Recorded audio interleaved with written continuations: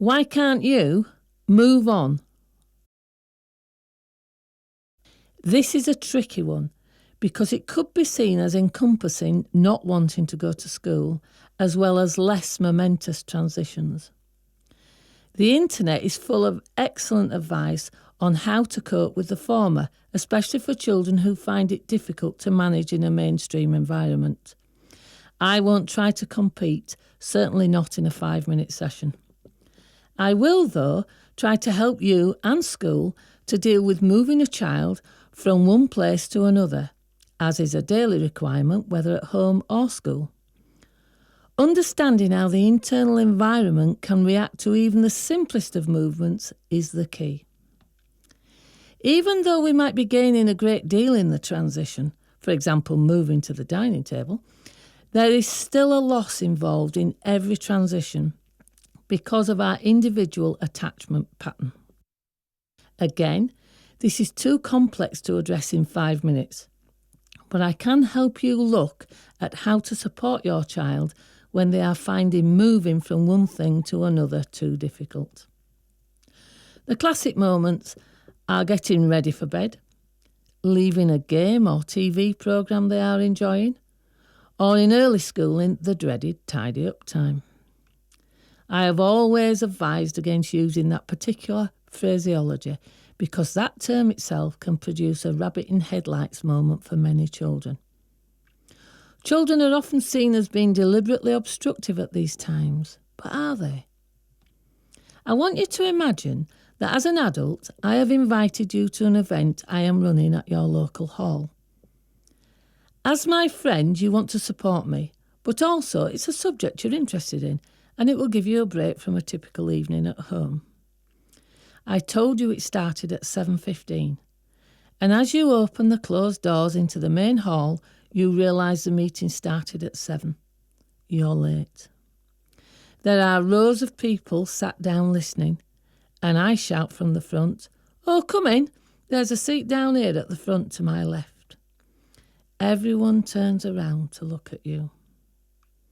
I'm expecting you to walk past everybody who is sat comfortably watching you. I would never do that because I know how it feels, but it does happen, especially in class when a child is late for school. Imagine how it would feel for you within that minute.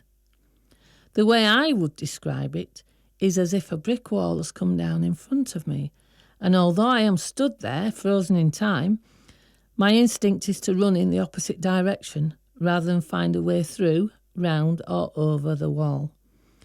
Think about how you would manage that situation both within the moment but also for the next time. For example, you would certainly check timings next time. Children need us to manage that situation for them. The simplest way to deal with the feelings around any transition is to use the square from Insight 2, Why Can't You Do As You Are Asked?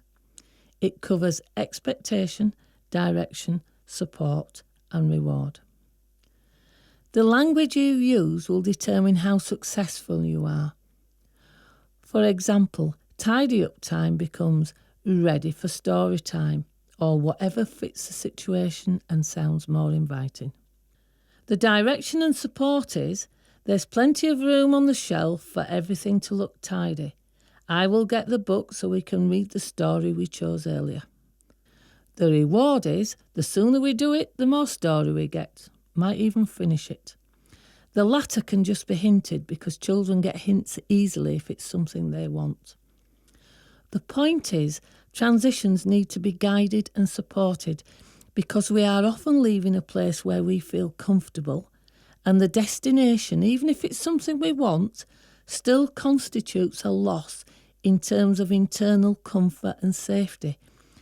And we, and certainly children, need to feel comfortable and safe when moving towards something different.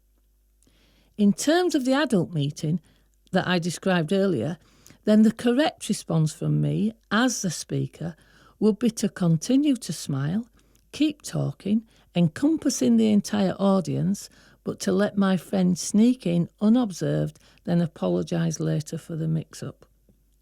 Understanding how someone else is feeling in a situation even if it wouldn't bother me in that way, makes me a much better boss, friend, or parent. Until next time, be kind to you and your child.